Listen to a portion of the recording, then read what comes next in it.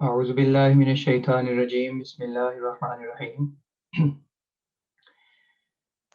آج سے ہم انشاءاللہ ترجمۃ القرآن کلاس شروع کر رہے ہیں، اردو میں اور انگلش میں دونوں میں۔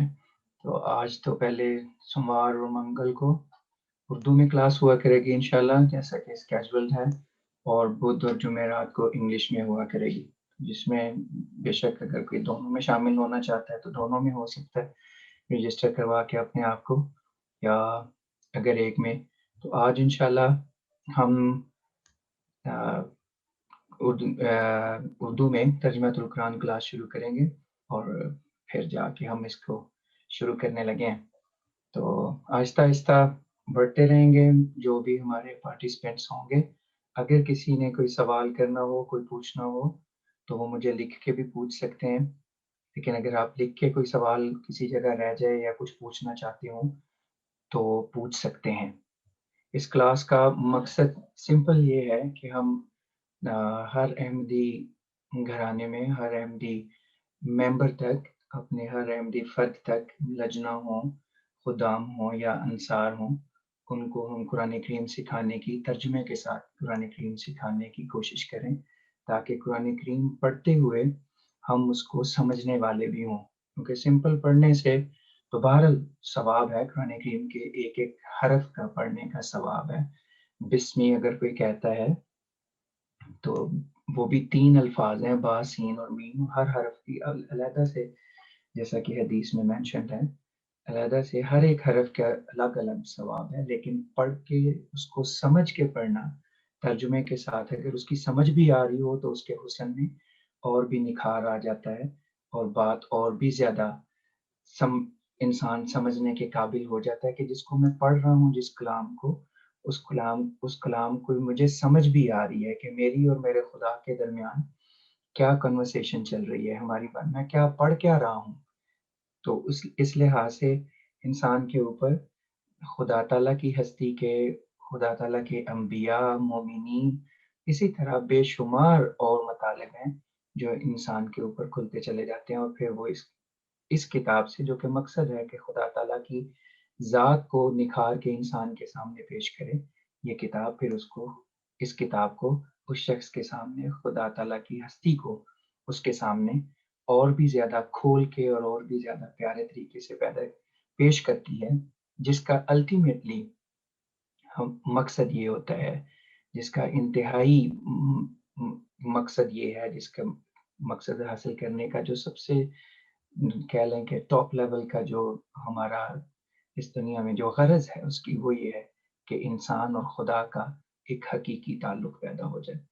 تو وہ اسی صورت میں اچھا اور دیرپا ایور لاسٹنگ جو کنیکشن ہے، وہ دیرپا کنیکشن جو ہے وہ اسی صورت میں پیدا ہوگا جب ہم اس کتاب کو پڑھ کے اور پھر سمجھ کے اس کے ساتھ چلنے والے ہوں گے۔ تو اس لیے میں نے تھوڑا سا تمہیداً بتا دیا، ایک تو معذرت خواہ ہوں کہ ہم تھوڑا سا 20-22 منٹ لیٹ کیا ہے، کیونکہ میں تھوڑی سی چیزیں، ہم کچھ ایشوز سالو کرنے کی کوشش کر رہے تھے۔ دوسرا یہ کہ ہم انشاءاللہ سوموار اور منگل کو اردو میں یہ کلاس کیا کریں گے، اور بدھ اور جمعرات کو انگلش میں ہوا کرے گی، اور وہ سیم رکوع ہی ہوں گے۔ اس لیے اگر کسی کے پاس ٹائم ہو اور وہ دونوں کلاسوں میں شامل ہو سکتا ہو تو اس کو بہت فائدہ ہو سکتا ہے کہ 2 رکوع ایک ہی ہفتے میں ایک ریپیٹ بھی کرنے کا اس کو موقع مل جائے گا۔ اس کا فارمیٹ تھوڑا سا بتا دوں کہ لفظی ترجمہ ہم کریں گے، اور تھوڑی سی اس میں جہاں تشریح کی ضرورت ہوگی میں بتا دیا کروں گا، لیکن اس کو اتنا زیادہ ہیوی کرنا نہیں چاہتا ہوں کہ دوسروں کے لیے بہت سارے ہوں گے۔ ابھی تو آج پہلا لیسن ہے، اس لیے بعد میں جب نمبرز بڑھ جائیں گے تو پھر بہت بگنرز ہوں گے، تو ہمارا مقصد ہر ایک کو ساتھ لے کے چلنا ہے۔ تو بہت زیادہ اس کی ڈیپتھ میں بھی جائیں گے جن مسائل میں جانے کی ضرورت ہوگی، جہاں پہ ضرورت ہوگی، لیکن ہلکا ہلکا ہر چیز کو ٹچ کرتے جائیں گے۔ زیادہ گرامر میں نہیں جانا چاہتا کہ گرامر کی وجہ سے بعض اوقات بورنگ ہو جاتا ہے، تو وہ بورنگ نہ ہو، لیکن جہاں جہاں گرامر کی بہت بیسک ضرورت ہے ہم انشاءاللہ اس کو بھی ٹچ کرتے جائیں گے، اس کو بھی ہم پڑھ کے چلیں گے آگے، تاکہ آئندہ جب وہ آئے تو اس کے لحاظ سے پھر ہم اس کو سمجھ سکیں آسانی کے ساتھ. اس لیے اس تھوڑی سی تمہید کے بعد پھر آج کا سبق ہم شروع کرتے ہیں. میں آلریڈی اسکرین شیئر کر رہا ہوں آپ کے ساتھ، تو آپ دیکھ سکتے ہیں کہ سورہ فاتحہ سے ہم شروع کریں گے، جو کہ قرآن کریم کی پہلی سورت ہے. تو سورہ فاتحہ، اعوذ باللہ من الشیطان الرجیم، بسم اللہ الرحمن الرحیم. سورۃ الفاتحہ، پہلی سورت جو ہم پڑھنے لگے ہیں اس کا نام ہے سورۃ الفاتحہ. سورت کیا ہے؟ حدیث سے ہمیں پتہ لگتا ہے اور تفسیر سے بھی کہ سورت کے کئی مطالب ہیں. سورت نشان کو بھی کہتے ہیں، سورت بزرگی کو یعنی بلند شان کو بھی کہتے ہیں، اور اس کے علاوہ سورت ایک ٹکڑے کو بھی کہتے ہیں، اور سورت ایک خوبصورت دیوار کو بھی کہتے ہیں جو قلعے کی خاطر یا جو پروٹیکشن کی خاطر انسان تعمیر کرتا ہے. گھر کے ارد گرد دیوار ہوتی ہے، انسان اس کے پروٹیکشن بھی ہوتی ہے اور اسے اور بھی کئی ریزنز ہوتی ہیں. تو اس لیے سورت کا پہلا لفظ آیا ہے سورۃ الفاتحہ. سورت کا مطلب کیا ہے؟ ایک ٹکڑا، ایک ایسا ٹکڑا جو بہت مرتبے والا ہے، نشان. تو اگر ہم اس کے مختلف مطالب کو ذہن میں رکھیں تو سورت کہتے ہیں ایک ٹکڑے کو. تو قرآن کریم کی جتنی بھی صورتیں ہیں، کوئی چھوٹے ٹکڑے ہیں، کوئی بڑے ٹکڑے ہیں، تو وہ سارا ٹکڑا ایک جو پورشن ہے وہ پورشن سورت کہلاتا ہے. ایک اس کا ترجمہ نشان بھی ہے، یعنی یہ ایک یہاں سے مثال کے طور پہ ہم کہتے ہیں سورۃ الفاتحہ، تو یہ نشان کے طور پہ بھی ہے کہ خدا تعالیٰ کی ہستی کا ہر صورت وہ نشان مہیا کرتی ہے. ہر ٹکڑا جو کہ سورت کی شکل میں، چیپٹرز کی شکل میں قرآن کریم میں ڈیوائیڈڈ ہے، وہ خدا تعالیٰ کی ہستی کا نشان فراہم کرتی ہے، اور اپنے اندر انف مٹیریل رکھتی ہے، اپنے اندر کافی مواد رکھتی ہے یہ ثابت کرنے کے لیے کہ قرآن کریم کا یہ حصہ، یہ ٹکڑا، یہ سورت خدا تعالیٰ کی طرف سے ہے. پھر اس کا حفاظت بھی ہے. ایک ٹکڑا جو ایک ترجمہ جو نے بتایا کہ دیوار کو بھی کہتے ہیں جو حفاظت کی غرض سے گھر کے گرد تعمیر کی گئی ہو، تو اس لحاظ سے یہ بھی ہے کہ اس کو پڑھنے والا خدا کی طرف سے حفاظت میں آ جاتا ہے. گویا قرآن کریم کے ان تمام ٹکڑوں کو پڑھنے والا شخص اپنے ارد گرد ایک ایسی دیوار تعمیر کر لیتا ہے جو اس کو خدا تعالیٰ کی طرف سے نیکیوں میں کے حصار میں لے آتی ہے.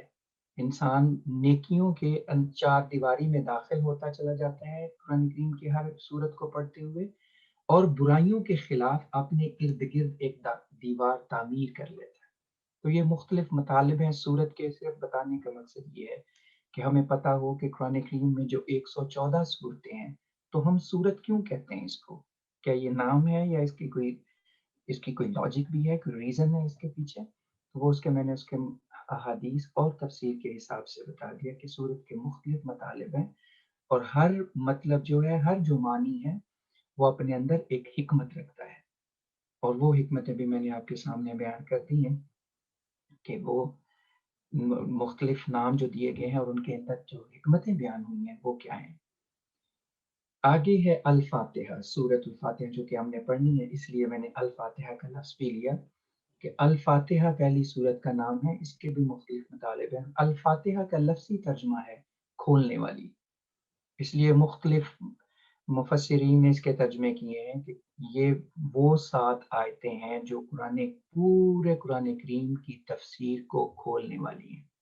اس کی ہر ایک قرآن کریم میں کہتے ہیں 7 منازل ہیں.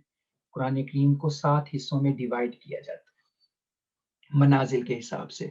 اگر ہم ناظرہ پڑھ رہے ہوں تو ہم اس کو دیکھ سکتے ہیں کہ قرآن کریم کے 4 سپاروں کے بعد تقریباً ایک جگہ پہ منزل لکھا ہوا آئے گا سائڈ پہ. تو اس لحاظ سے منازل کے حساب سے قرآن کریم کو 7 حصوں میں تقسیم کیا جاتا ہے، اور سورہ فاتحہ کی آیات بھی 7 ہی ہیں. اس لیے کہا جاتا ہے کہ الفاتحہ اس کا اس لیے نام ہے کہ اس کی ہر ایک جو آیت ہے وہ قرآن کریم کی ایک منزل کی تفسیر بیان کرنے والی ہے. اس لحاظ سے 7 آیتیں مل کے قرآن کریم کا مکمل خلاصہ پیش کرتی ہیں. اس لیے اس ساری تفسیر کو کہ یہ قرآن کریم کی 7 منازل کی تفسیر ہے، ہر ایک آیت جو ہے وہ ایک منزل کی تفسیر بیان کرتی ہے، یہ ساری تفسیر جو ہے وہ الفاتحہ کے نام کے اندر سمو دی گئی ہے. اس کے علاوہ قرآن کریم میں سورہ فاتحہ کے اور بھی نام ہیں. مثلا اسے سورۃ الصلاۃ بھی کہا جاتا ہے، یعنی وہ سورت ہے جو نماز کے اندر پڑھی جاتی ہے. ہم فرض پڑھیں، ہم فرائض ادا کر رہے ہوں، ہم نوافل ادا کر رہے ہوں، ہم جو مرضی نماز پڑھ رہے ہوں، استسقاء کی نماز ہو، نماز خوف ہو، کچھ بھی ہو، ہم نے نماز پڑھنی ہے، عبادت کرنی ہے، سورہ فاتحہ کے بغیر نہیں ہوتی. اس لیے اس کا ایک نام بھی یہ ہے سورۃ الصلاۃ، کہ وہ سورت جو نماز کی ہر رکعت میں پڑھی جاتی ہے. پھر اس کا نام سورۃ الحمد بھی ہے کہ یہ شروع الحمدللہ سے شروع ہوتی ہے، اللہ کی تعریف کے ساتھ، کہ یہ خدا تعالیٰ کی تعریف بیان کرنے والی ہے. پھر اس کو ام القرآن بھی کہا جاتا ہے، جیسے اس کی میں نے پہلے بھی بتایا فاتحہ کی تفسیر میں کہ ام القرآن ہے، یعنی قرآن کی ماں ہے. پورے قرآن کے مطالب اس سے نکلتے ہیں، پورے قرآن کی تفسیر اس سے نکلتی ہے. حضرت خلیفۃ المسیح ثانی رضی اللہ تعالیٰ عنہ نے تفسیر کبیر میں پہلی ہی جلد میں سورہ فاتحہ کی تفسیر میں اس کی بہت لمبی تفسیر بیان کی ہے، اور فرمایا بتایا کہ پورے قرآن کی تفسیر سمجھنے کے لیے سورہ فاتحہ اس کی کنجی ہے، اس کی چابی ہے. اگر سورہ فاتحہ کو صحیح طریقے سے سمجھ لیا جائے تو قرآن کریم کی باقی ساری تفسیر انسان کو سمجھ آ جاتی ہے. اس کے علاوہ اس کا نام القرآن العظیم بھی ہے، اور یہ نام قرآن کریم کے اندر بھی آیا ہوا ہے کہ یہ عظیم قرآن ہے. یعنی گویا جتنے پورے قرآن میں مطالب بیان ہوئے ہیں اتنے اس چھوٹی سی صورت میں بھی بیان ہو گئے ہیں. اس کے علاوہ اس کا نام ام الکتاب بھی ہے، سب المثانی بھی ہے، الشفا بھی ہے، الرقیہ بھی ہے، سورۃ الکنز بھی کہا جاتا ہے کہ بے بہا مطالب کے خزانے ہیں اس کے اندر. کنزن کہتے ہیں خزانے کو. تو اس کے اندر بے شمار خزانے ہیں جو کبھی نہ ختم ہونے والے ہیں، اور ہمیشہ نئے سے نئے مطالب کھلتے چلے جائیں گے. اس لیے مختلف نام میں نے بتا دیے. ایک نام الفاتحہ جو بڑا کامن ہے، جو بڑا عام ہمارے ہر پڑھنے والے قاری کو سمجھ آتا ہے، قرآن کریم نے اس کو اڈاپٹ کیا ہے. اس کے علاوہ احادیث سے اس کے اور بھی 9 سے بھی زیادہ نام ہیں جو ہمیں پتہ چلتے ہیں، جن کو میں نے بتایا. سورۃ الصلاۃ ہے، سورۃ الحمد ہے، ام القرآن ہے، القرآن العظیم ہے، السبع المثانی ہے، ام الکتاب ہے، الشفا ہے، الرقیہ ہے. الرقیہ کہتے ہیں دم کو، اور حدیث سے پتہ چلتا ہے کہ حضور صلی اللہ علیہ وسلم بعض کا دم کرنے کے لیے سورہ فاتحہ پڑھا کرتے تھے. اور سورۃ الکنز بھی کہا جاتا ہے. تو اسی لیے ہر دعا سے پہلے حدیث میں دعا کی قبولیت کے لیے جو ہمیں ہدایت ملتی ہے، جو رہنمائی ملتی ہے، وہ یہ ہے کہ دعا سورہ فاتحہ سے شروع کرنی چاہیے. اور پھر جس دعا کے شروع میں سورہ فاتحہ، حدیث میں آتا ہے جس دعا کے شروع میں سورہ فاتحہ ہو اور اس کے اینڈ پہ درود شریف ہو، وہ دعا رد نہیں ہوتی. سمجھانے کا مقصد یہ ہے کہ انسان کو دعا شروع کرنے سے پہلے سورہ فاتحہ پڑھنی چاہیے، پھر اپنی دعائیں کرے جو بھی وہ کرنا چاہتا ہے، اور اس کے بعد پھر وہ آخر پہ اس کو درود شریف پڑھ کے اس کو کنکلوڈ کرے. تو ایسی دعا خدا تعالیٰ کے ہیں درجہ قبولیت پاتی ہے. تو اس لیے میں نے اس کے مختلف نام، الرقیہ کا میں نے بتایا کہ الرقیہ دم کے لیے، اور حضور صلی اللہ علیہ وسلم کے زمانے میں دم کے لیے استعمال ہوتی تھی. لوگ حضور صلی اللہ علیہ وسلم نے خود بھی سورہ فاتحہ پڑھ کے پھونک ماری اور دم کیا، اور باقی صحابہ سے بھی ثابت ہے. تو یہ ہے سورت کا مطلب اور فاتحہ کا مطلب جو آج ہم پڑھنے لگے. تو سمپل تھوڑا سا اس کو سمرائز کر دوں، شاید تھوڑا ڈیٹیلڈ ہو گیا ہے، لیکن میں پھر دہراتا بار بار اس لیے ہوں کہ اگر آپ کوئی چیز نوٹ کر رہے ہیں تو آپ اس کو آسانی سے نوٹ کر سکیں. کیونکہ ہمارا جو پیپر کا فارمیٹ ہے، جو پڑھنے کا فارمیٹ ہے، وہ یہ بھی ہے کہ ہم 2 رکوع ہر ہفتے پڑھا کریں گے، اور ان 2 رکوع میں 10 کویسچن ہوں گے جو ہم ہی بنائیں گے، اور اس کے وہ ہم اپنی ویب سائٹ پہ دے دیا کریں گے. آپ آرام سے اتقاء کی ویب سائٹ پہ قرآن کے سیکشن میں جا کے देख सकेंगे उन क्वेश्चंस को, ताकि जो हफ्ते में हमने पढ़ा है और वो क्वेश्चन आपके सामने आएंगे तो आप उसके जवाब, हम उसके फिर जवाब भी देंगे, ऑप्शंस देंगे जो आपको चूज करने होंगे, जैसे फॉल्स एंड ट्रू होते हैं, सही और दुरुस्त वगैरह, तो उस तरह आपने उसमें से चूज करना होगा। बड़ा आसान होगा, लेकिन उसके करने का मकसद ये है कि रिवीजन भी होती रहे और साथ साथ थोड़ी थोड़ी तवज्जो भी रहे। तो हर हफ्ते हम इस तरह का एक 10 क्वेश्चन का क्वेश्चन है जो है वो अपडेट किया करेंगे अपनी इत्तिका की वेबसाइट पे। तो जो भी पढ़ने वाले हैं वो ज़रूर उसको वहाँ से देख लें और हल कर लें। अगर किसी क्वेश्चन का जवाब ना आए तो आप हमें मैसेज कर सकते हैं या इत्तिका की वेबसाइट से देख लें, उधर फ़ोन नंबर होगा, ईमेल कर सकते हैं, या इसके अलावा डायरेक्ट भी मुझे ईमेल कर सकते हैं, या फ़ोन करके मैसेज करके पूछ सकते हैं कि ये सवाल हमने पढ़ा, हमें समझ नहीं आई, इसका जवाब बता दें।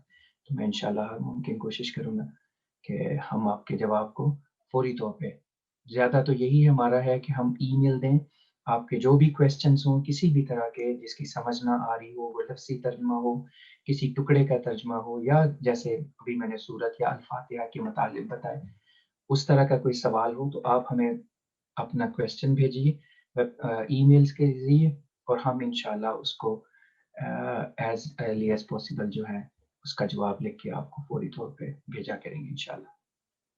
तो आज का हमने जो अभी तक पढ़ा है वो है एक सूरत। सूरत, लफ्ज़ सूरत, क्यों सूरत हम कहते हैं, मुख्तलिफ नाम सूरत के, दर्जा, बुजुर्गी, इलामत, ऊंची दीवार वगैरह, और फिर उनकी हिकमत क्या है, क्यों हम ऐसे कहते हैं। फिर हम अल-फातिहा का लफ्ज़ पढ़ा जिसका तर्जुमा हमने पढ़ा कि अल-फातिहा का मतलब है खोलना, खोलने वाली, यानी ऐसी सूरत, ऐसा कुरान करीम का टुकड़ा जो अपने मतलब को खूब बयान, खोल कर बयान करने वाली है। और उसके फिर अहादीस से मुख्तलिफ नाम, जिनमें से मशहूर नाम अर्रुक़िया भी है, सूरतुल कंज़ है। अर्रुक़िया दम करने को कहते हैं, कंज़ुल खज़ाने को कहते हैं। एक सूरह फातिहा का नाम शिफ़ा भी है, अश-शिफ़ा। इसलिए बीमार के ऊपर इसको पढ़ के दम करने की कसरत से रवायात मिलती हैं, तो इसलिए इसका एक नाम शिफ़ा भी है। तो और भी मुख्तलिफ नाम हैं जो हमने पढ़े हैं। अब हम इसका तर्जुमा शुरू करेंगे। बिस्मिल्लाहिर्रहमानिर्रहीम। बिस्मी पहला लफ्ज़ है, बा, बिस्मिल्लाहि। एक छोटी-सी चीज़ रह गई, सॉरी, मैं इससे पहले कि तर्जुमा शुरू करूँ, सूरह फातिहा के नुज़ूल के मुतल्लिक़ एक बात कहना चाहता हूँ कि सूरह फातिहा के नुज़ूल के मुतल्लिक़ भी कि ये सूरत कब नाज़िल हुई, हदीस से हमें मुख्तलिफ रवायात का पता चलता है। एक रवायत ये है कि बाज़ बुज़ुर्गान का ख़्याल है या मुफ़स्सिरीन का ख़्याल है कि ये सूरत मक्का में नाज़िल हुई। बाज़ का ख़्याल है कि नहीं, मदीना में नाज़िल हुई थी, और बाज़ कहते हैं मक्का और मदीना में दोनों जगह नाज़िल हुई है। हज़रत मुस्लिम मौऊद रज़ियल्लाहु ताला अन्हु ने उन तमाम मुफ़स्सिरीन की आरा को लेते हुए और फिर उसको कंक्लूड इस तरह किया है कि ये सूरत 2 दफ़ा नाज़िल हुई है, मक्का में भी और मदीना में भी। मक्का में उसकी लॉजिक ये है कि उसका हम सबूत क्या मुहैया करते हैं कि मक्का में इसलिए हम कह सकते हैं कि मक्का में तो डेफ़िनेटली नाज़िल हुई है, क्योंकि नमाज़ पढ़ने का हुक्म मक्का में हो चुका था, और सूरह फातिहा फर्स्ट डे से ही नमाज़ का हिस्सा है। इसलिए सूरह फातिहा को हम, ये तो सवाल ही पैदा नहीं होता कि हम कहें कि वो मक्का में नाज़िल नहीं हुई, क्योंकि नमाज़ के पढ़ने का हुक्म मक्का में नाज़िल हो चुका था, नमाज़ हो जारी हो चुकी थी, पढ़ी जा रही थी, इबादत होनी शुरू हो गई थी, और सूरह फातिहा डे 1 से ही नमाज का हिस्सा है। इसलिए मक्का के बारे में तो कोई शक, कोई शुबा है नहीं। इसलिए वो रवायात जो मक्का में इसको नाज़िल होने के कहती हैं, वो बहरहाल ऑथेंटिक हैं, मुस्तनद हैं। इसके अलावा बाज़ रवायात हैं जो ये कहती हैं कि मदीना में भी हुज़ूर सल्लल्लाहु अलैहि वसल्लम ने फरमाया कि मदीना में भी क्या सहाबा के साथ बैठे हुए थे, तो फरमाया कि आज मेरे ऊपर एक ऐसी सूरत नाज़िल हुई है जिसके ये फ़ज़ाइल हैं। पूछा क्या, तो फरमाया सूरह फातिहा।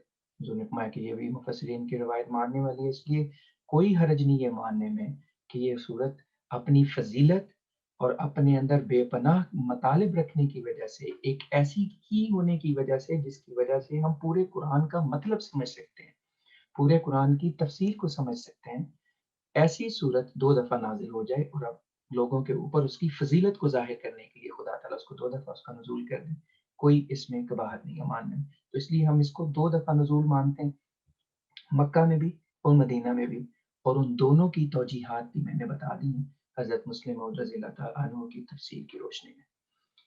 اب ہم اس کا ترجمہ شروع کریں گے۔ بسم اللہ الرحمن الرحیم۔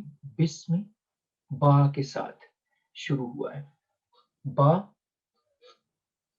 اب عربی میں جیسے ہر زبان میں الفابیٹس ہوتے ہیں، انگلش کے 26 ہیں، 26 الفابیٹس ہیں جن کو ہم حروف کہتے ہیں۔ الفابیٹس حروف اردو کے، اگر میں صحیح کہہ رہا ہوں تو میرا خیال ہے 27 ہیں، عربی کے 29 ہیں، بہرحال انگلش اور عربی کے فشور 26 اور 29 ہیں، اردو کے میرا خیال ہے 27 یا 28 ہیں، بہرحال عربی کے 29 ہیں۔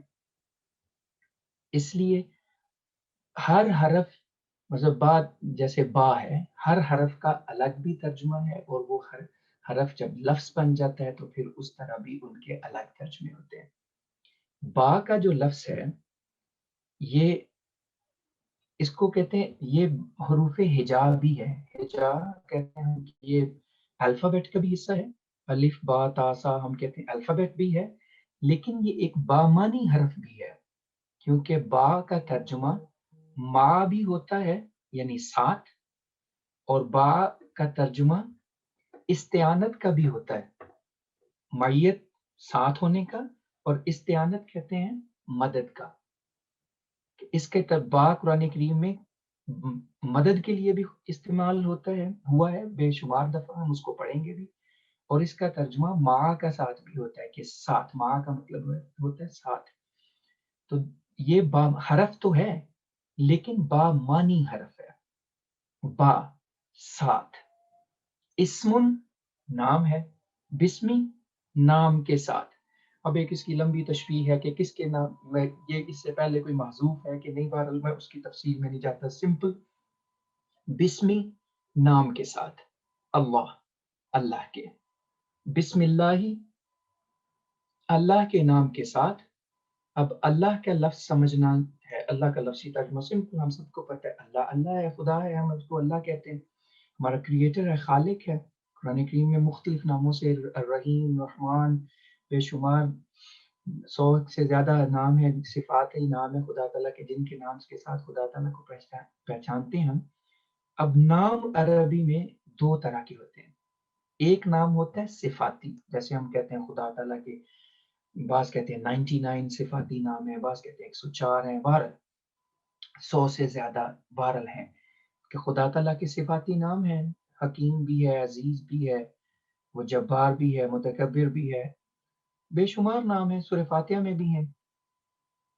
تو ایک قسم ناموں کی صفاتی ہوتی ہے، جیسے میں نے آپ کو گنوائے، عزیز ہے، جبار ہے، حکیم ہے، علیم ہے، الرحمن ہے، الرحیم ہے۔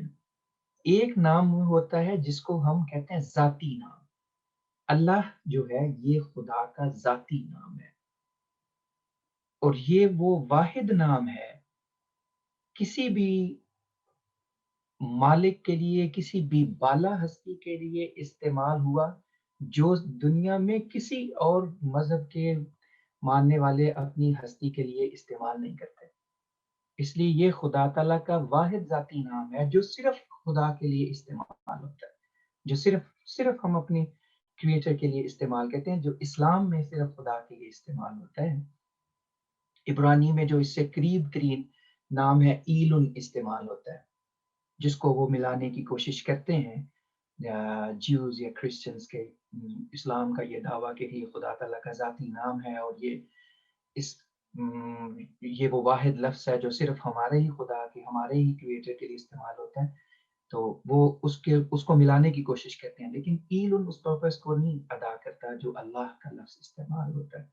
ہم کہتے ہیں اللہ کا لفظ پورا جس شکل میں عربی میں استعمال ہوا ہے کسی اور ہستی میں استعمال نہیں ہوتا۔ یہ ہو گیا الرحمن ہے،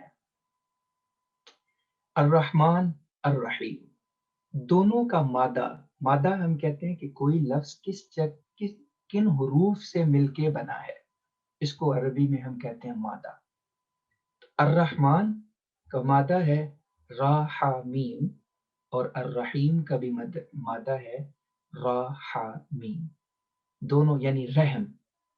لیکن عربی میں اوزان جو ہیں وہ مطالب میں فرق پیدا کر دیتے ہیں، جیسے الرحمن کا وزن جو ہے وہ فعلان کا وزن کہلاتا ہے، اور الرحیم کا وزن جو ہے وہ فعیل کا وزن کہلاتا ہے۔ دونوں کا مادہ ایک ہی ہونے کے باوجود دونوں کے مطالب میں فرق ہے، کہ رحمان فعلان کا وہ وزن ہے ایسا رحم کرنے والا جو بغیر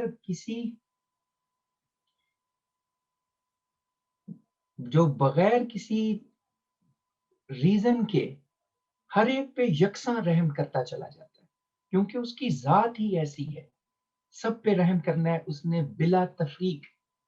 اس میں مومن، کافر یا کسی اور کا فرق نہیں ہوتا۔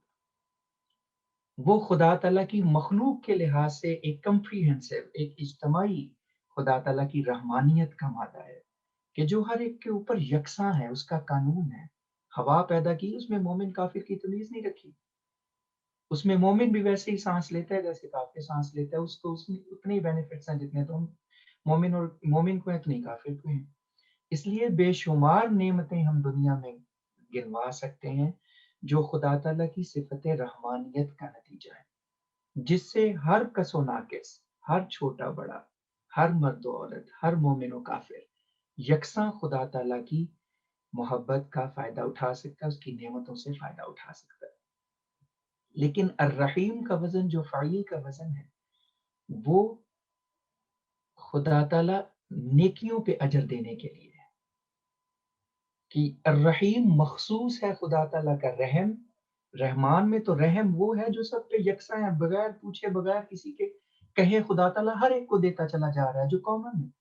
لیکن الرحیم پھر مخصوص کر دیا ان کے ساتھ جو اس کے رستے میں کوشش کرتے ہیں، مانگتے ہیں اس کے رحم کو، اپنے اعمال سے اس کے رحم کو جذب کرتے ہیں، خدا تعالیٰ ان پہ بھی رحم کرتے ہیں۔ یہ الرحیم کی صفت پھر خدا تعالیٰ کی مومنوں کے ساتھ ہو جاتی ہے، اور ہر اس شخص کے ساتھ ہو جاتی ہے جو خدا سے پھر رحم مانگتا ہے۔ رحمان میں خدا تعالیٰ کے رحمان کی صفت میں خدا تعالیٰ کے مومن بندے اس طرح شامل نہیں ہو سکتے جس طرح خدا تعالیٰ شامل ہے، لیکن رحیم کی صفت ایسی ہے جس میں مومن بندے بھی شامل ہوتے ہیں، بلا مانگے دیتے ہیں۔ جو لوگوں کے نیکیوں پہ اجر کی صورت میں ان کے ساتھ ہم پہ کوئی حسن سلوک کرتا ہے، ہم بھی اس کے ساتھ حسن سلوک کرتے ہیں۔ تو اس لیے قرآن کریم نے الرحیم کا لفظ تو مومنین کے لیے استعمال کیا ہے، وَكَانَ بِالْمُؤْمِنِينَ رَحِيمًا، اور وہ مومنوں پہ بہت رحم کرنے والا حضور صلی اللہ علیہ وسلم کے لیے آیا۔ لیکن الرحمن کا جو ہے وہ صرف خدا تعالیٰ کے ساتھ مخصوص ہے۔ اس لیے تھوڑی سی تشریح بیان کرنے کے بعد میں اب اس کا ترجمہ کرتا ہوں۔ بسم اللہ، اللہ کے نام کے ساتھ۔ بسمی، بی ساتھ، اسم نام، اللہ اللہ، بسم اللہ اللہ کے نام کے ساتھ، الرحمن بہت زیادہ رحم کرنے والا، الرحیم بار بار رحم کرنے والا ہے۔ ٹھیک ہے، یہ ترجمہ ہو گیا۔ ایک چھوٹا سا اعتراض اس پہ یہ ہو سکتا ہے یا سوال کیا جاتا ہے کہ باللہ کیوں نہیں کہا اللہ کے ساتھ؟ اسمن کیا ہے؟ اللہ کے نام کے ساتھ۔ اللہ تو اس کا اپنا نام ہے، اور کس نام کے ساتھ؟ اور کس کے نام کے ساتھ خدا تعالیٰ کا اسمن کیوں لایا گیا ہے؟ بہرحال ایک ذوقی یا ایک گرامیٹیکل ریزن کے ساتھ یہ اٹھایا جاتا ہے، جس میں پھر با کا ہی کردار ہوتا ہے کہ با خاص معنی پہناتا ہے کہ خدا تعالیٰ کے اس نام کے ساتھ جو اس کا صرف ذاتی نام ہے، اور اس کے علاوہ دنیا میں کسی بھی مذہب کے معبود کے لیے استعمال نہیں ہوتا۔ اس لیے با کا لفظ، اسم کا لفظ لایا گیا ہے۔ خدا کے کس نام کے ساتھ؟ اللہ اس نام کے ساتھ جو صرف خدا تعالیٰ، اسلام کا خدا جو پیش کرتا ہے اس کے لیے استعمال ہوتا ہے، دنیا کے کسی مذہب کے کسی معبود کے لیے یہ لفظ استعمال نہیں ہوتا۔ اس لیے اسم کا لفظ لانا ضروری تھا، تاکہ یہ بات بتائی جائے کہ خدا کے اتنے نام ہیں، کس نام کے ساتھ میں شروع کرتا ہوں؟ خدا تعالیٰ کے اس ڈسٹنگوش نام کے ساتھ، خدا تعالیٰ کے اس انفرادی اور منفرد نام کے ساتھ جو خدا تعالیٰ کا صرف ذاتی نام ہے، اور یہ خصوصیت اس کریٹر کے علاوہ دنیا کے کسی مذہب کے معبود کو حاصل نہیں، کسی کا یہ نام نہیں ہے، اس لیے اسم کا لفظ بھی لانا ضروری تھا۔ تو سمپل ترجمہ ہوا بسم اللہ، اللہ کے نام کے ساتھ، الرحمن وہ زیادہ رحم کرنے والا، الرحیم بار بار رحم کرنے والا۔ الحمد للہ رب العالمین، الحمد حمد تعریف، ال بات یاد رکھنے والی ہے، گرامیٹیکل بھی ہے، اور اس کے لحاظ سے اس کو مطلب نوٹ کرنے والی ہے، جو ہمیں بار بار قرآن کریم میں کثرت کے ساتھ سینکڑوں دفعہ آئے گی، اس لیے بگننگ میں اگر ہم ایک ہی دفعہ اس کو سمجھ لیں گے تو ہمارے لیے فائدہ ہوگا۔ عربی میں نکرہ بنانے کے لیے کسی بھی معرفہ بنانے کے لیے کسی بھی لفظ کو الف لام لگا دیتے ہیں، کسی بھی اسم کو معرفہ بنانے کے لیے الف لام لگا دیتے ہیں، مخصوص اس کو کہ یہ اسپیسیفک ہو گیا کسی چیز کے لیے، اس کے ساتھ الف لام لگا دیتے ہیں۔ الحمد، حمد للہ اللہ کے لیے تعریف، اگر ہم صرف حمد کہیں تو یہ نکرہ ہے، تعریف کسی کی بھی ہو سکتی ہے، لیکن جب ہم کہیں گے الحمد تو اس کا مطلب ہوگا کہ ایک خاص تعریف ہے جو ہمارے ذہن میں، تو وہ ہم بیان کرنا چاہ رہے ہیں۔ ایک تو الف لام جو ہے وہ معرفہ بنانے کے لیے آتا ہے، دوسرا ال جو ہے وہ کسی چیز کی کمپریہنسو ہونے کی طرف بھی اشارہ کرتا ہے۔ حمد تعریف، الحمد ہر ایک قسم کی تعریف،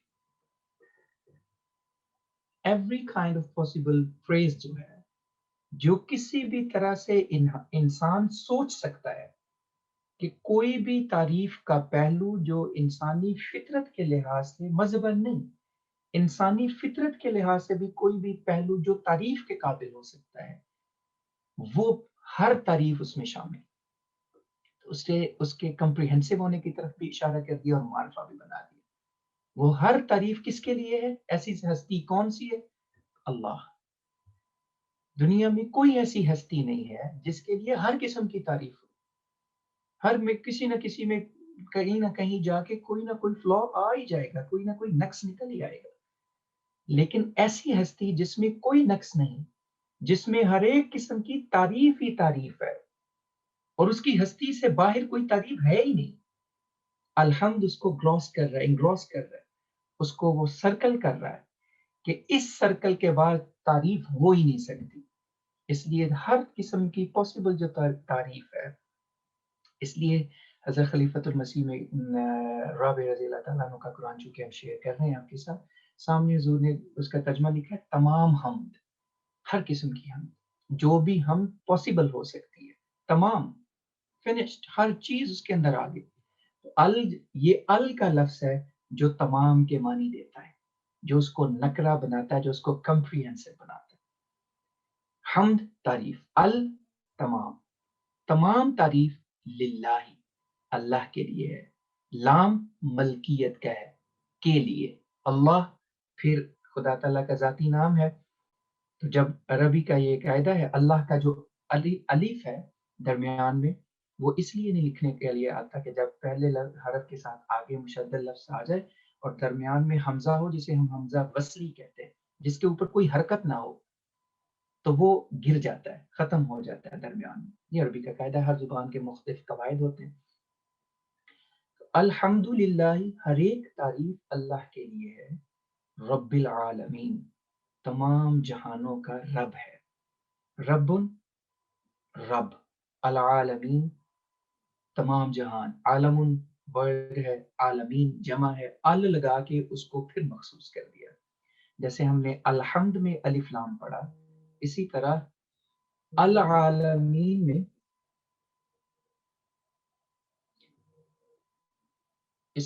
العالمین میں بھی الف لام لگا کے اس کو مخصوص کر دیا گیا ہے کہ جو بھی انسانی ذہن کسی بھی لحاظ سے دنیاوی لحاظ سے کسی بھی جگہ کا تصور کر سکتا ہے، کسی بھی عالم کا تصور کر سکتا ہے، ان سب کا رب، پالنے والا، ان کو کھلانے والا، ان کی ضرورتوں کو پورا کرنے والا وہ اللہ ہے۔ رب العالمین جو ابھی تک نون ورڈز ہیں وہ یا آئندہ زمانے میں بے شمار دقائق ہیں، بے مثال علوم ہیں جو آہستہ آہستہ کھلتے چلے جا رہے ہیں اور کھلتے چلے جائیں گے، ان سب کا رب، ان سب کو پالنے والا خدا تعالیٰ ہے، ان سب کا مالک وہی ہے۔ تو ال سمجھنے والا ہے اس آیت کے اندر دو الفاظ کے ساتھ آیا ہے کہ ال جب ایک ریزن تو اس کی یہ ہے کہ وہ نکرہ کو جو کہ ایک کامن ناؤن ہوتا ہے اس کو اسپیسیفک ناؤن بنا دیتا ہے، تو وہ اس کو معرفہ بنا دیتا ہے۔ الحمد، ہر ایک قسم کی تعریف للہ، اللہ کے لیے ہے، رب العالمین، تمام جہانوں کا رب ہے۔ اب رب ان کا لفظ بھی بہت واسٹ ہے، بہت وسیع ہے۔ گھر کا خرچہ چلانے والے کو بھی عربی میں ربن کہتے ہیں، مالک کو بھی ربن کہتے ہیں، چیف کو بھی ربن کہتے ہیں، لیکن خدا تعالیٰ کو رب العالمین کہا ہے کہ تمام جہانوں کا رب ہے۔ وہ صرف چھوٹے یونٹ پہ نہیں ہے کہ کسی ایک ملک کا نہیں ہے، کسی ایک گھر کا نہیں ہے، ایک قبیلے کا نہیں ہے، تمام عالمین کا، جنہیں ہم جانتے ہیں یا نہیں جانتے، ان سب کا رب ہے۔ اس لیے ہم شروع میں ہی بتا دیا کہ ہم کسی چھوٹی موٹی ہستی کے اوپر ایمان نہیں رکھتے، ہم اس اللہ پہ ایمان رکھتے ہیں جو دنیا کے ہر ایک عالم جو ہم جانتے ہیں یا نہیں جانتے ان سب کو پالتا ہے، ان سب کی ضروریات کو پورا کرتا ہے، اور جتنی بھی انسانی ہسٹری میں نون کوئی تعریف ہو سکتی ہے کسی بھی پہلو سے، سب تعریف اس میں پائی جاتی ہے۔ الرحمن بہت زیادہ رحم کرنے والا، الرحیم بار بار رحم کرنے والا ہے۔ الرحمن کا ترجمہ بن مانگے دینے والا ہم اسی لیے کہتے ہیں کہ خدا تعالیٰ کا رحمان کے اندر جو رحم ہے وہ انسان کی ضروریات کے مطابق، اس کے قانون قدرت کے مطابق، اس کے رحم کی وجہ سے مل رہا ہے، اس کی ذاتی کاوش اس میں شامل نہیں ہے، لیکن الرحیم میں جو رحم اسے ملے گا اس میں اس کی ذاتی کاوش، اس کی نیکی، اس کے اعمال شامل ہوں گے۔ ہم پہلے بھی بسم اللہ میں بھی یہ دونوں حروف پڑھ رہے ہیں، پھر الف لام دونوں کے ساتھ آیا ہے جو اس کو مخصوص پھر کر دیتا ہے کہ ہم کسی خاص رحمان یعنی اللہ کی بات کر رہے ہیں، اور خاص رحیم یعنی خدا تعالیٰ کی بات کر رہے ہیں۔ تو آج کی کلاس کا وقت یہیں پہ ختم ہوتا ہے انشاءاللہ۔ تھوڑی سی چونکہ بگننگ ہے، آہستہ آہستہ زیادہ فلو میں بھی آ جائیں گے، پھر انشاءاللہ ہم ضرور ایک کلاس میں ایک رکوع پڑھ لیا کریں گے آسانی کے ساتھ۔